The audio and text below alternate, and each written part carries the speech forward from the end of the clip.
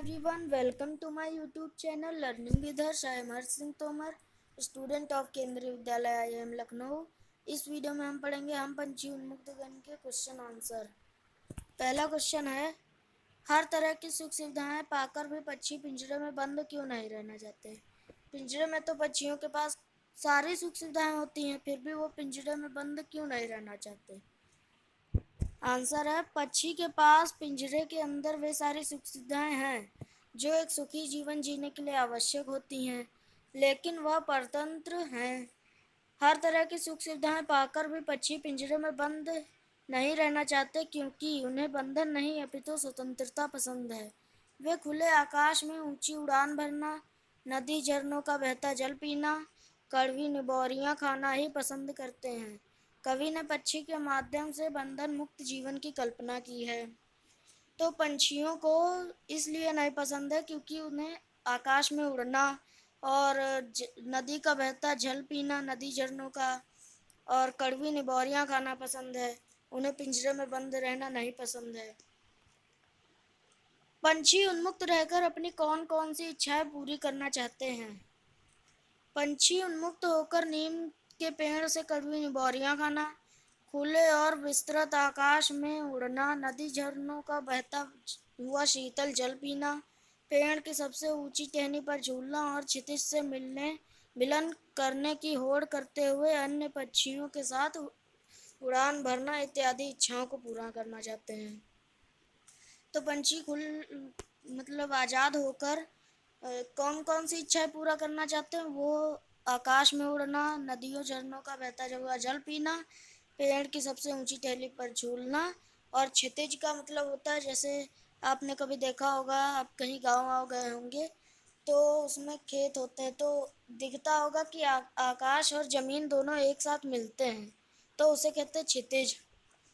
तो वो क्षितिज के आगे जाना चाहते थे और बाकी पक्षियों के साथ उड़ान भरना इत्यादि इच्छाओं को पूरी करना चाहते हैं। भाव स्पष्ट कीजिए। या तो क्षितिज मिलन बन जाता है या तमती सांसों की डोरी। इसका मतलब बताना है।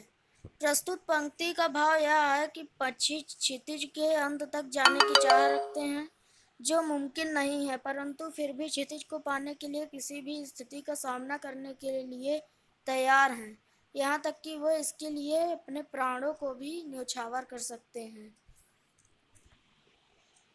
अगला है, बहुत से लोग पक्षी पालते हैं। पक्षियों को पालना उचित है अथवा नहीं। अपना विचार लिखिए। मेरे अनुसार पक्षियों को पालना बिल्कुल भी उचित नहीं है, क्योंकि ईश्वर ने उन्हें उड़ने के लिए पंख दिए हैं, इसलिए उन्हें बंधन में रखना सर्वथा अनुचित है। अपनी इच्छा से ऊंची दूर तक उड़ान भरना, पेड़ों पर घोंसले बनाकर रहना, नदी झरनों का जल पीना, फल फूल खाना ही उनकी स्वाभाविक प्रवृत्ति है। आप किसी को भी कितना ही सुखी रखने का प्रयास करें, परंतु उसके स्वभाव परिवेश से अलग करना अनुचित ही माना जाएगा। आज़ादी अनमोल है, सैकड़ों स्वर्णिम मुद्राएं देकर भी उसे खरीदा नहीं जा सकता।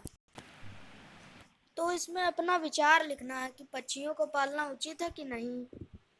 तो पक्षियों को पालना बिल्कुल भी उचित नहीं है, क्योंकि उन्हें चाहे जितना भी आप खुश रखें, फिर भी उन्हें पिंजड़े में बंद रहना अच्छा नहीं लगता। उन्हें दूर दूर तक ऊंची से ऊंची उड़ान भरना, पेड़ों पर घोंसले बनाकर रहना, नदी झरनों का जल पीना, फल फूल खाना ही उनकी स्वाभाविक प्रवृत्ति है। नेक्स्ट है, क्या आपने या आपकी जानकारी में किसी ने भी कोई पक्षी पाला है, उसकी देखरेख किस प्रकार की जाती होगी, लिखिए। उत्तर है, एक बार एक घायल कबूतर हमारे घर आ गया था, जिसकी हमने देखभाल की और उसके ठीक होने के बाद वह हमारे साथ ही रहने लगा। सब घर वालों ने के लिए वह कौतूहल का विषय बन गया था, कौतूहल मतलब खुशी का विषय बन गया था।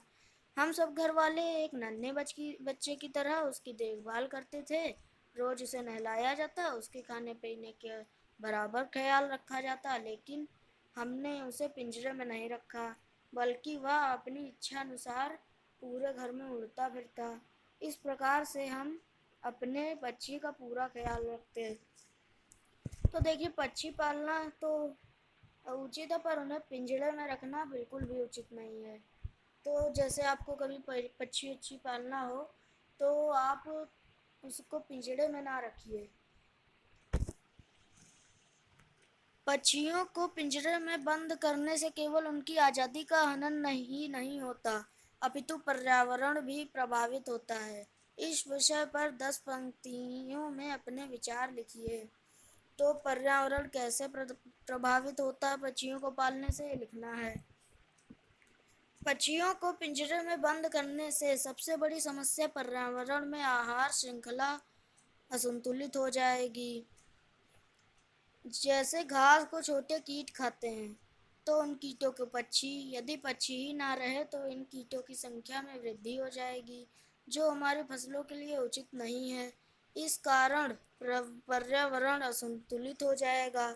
जब पंछी फलों का सेवन करते हैं तब बीजों को यहाँ वहाँ गिरा देते हैं, जिसके फलस्वरूप नए पौधे पनपते हैं। कुछ पंछी हमारे फैलाए गंदगी को खाते हैं, जिससे पर्यावरण साफ रहता है। यदि ये पक्षी नहीं रहेंगे तो पर्यावरण दूषित हो जाएगा और मानव कई बीमारियों से ग्रस्त हो जाएगा। अतः जिस प्रकार पर्यावरण जरूरी है उसी प्रकार पक्षी भी जरूरी है। तो जैसे पेड़ों को वो कीड़े खाते हैं तो उसी प्रकार पक्षी कीड़ों को खाते हैं। तो अगर पक्षी ही नहीं रहेंगे तो इस दुनिया में एक पत्ता भी नहीं बचेगा पेड़ का, सब कीड़े खा जाएंगे। तो अगर पक्षी नहीं रहेंगे इस दुनिया में तो इंसान की भी जीवन संभव नहीं है। अगला है भाषा की बात। स्वर्ण श्रृंखला और लाल किरण सी में रेखांकित शब्द गुणवाचक विशेषण है। कविता से ढूंढकर इस प्रकार के 3 और उदाहरण लिखिए। गुणवाचक विशेषण का मतलब होता है जो किसी चीज़ का अच्छाई गुण बताए, किसी चीज़ का अच्छाई बुराई दोष स्वभाव सब बताए, ऐसे आदि। उत्तर है पुलकित पंख। जैसे पंख कैसे हैं, पुलकित अच्छे हैं।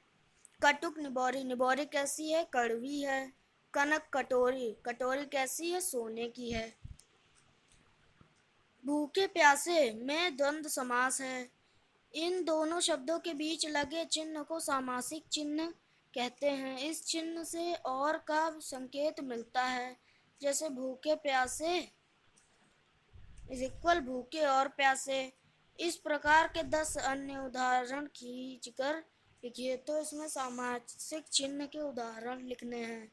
उत्तर है अमीर गरीब, अमीर और गरीब, सुख दुख, सुख और दुख, रात दिन, रात और दिन, तन मन, तो तन और मन, खट्टा मीठा, खट्टा और मीठा, अपना पराया, अपना और पराया, पाप पुण्य, पाप और पुण्य, सही गलत, सही और गलत, धूप छाँव, धूप और छाँव, सुबह शाम, सुबह और शाम। वीडियो अच्छा लगा हो तो लाइक कीजिएगा, चैनल को सब्सक्राइब कीजिएगा, ज़्यादा से ज़्यादा शेयर कीजिएगा। Thank you.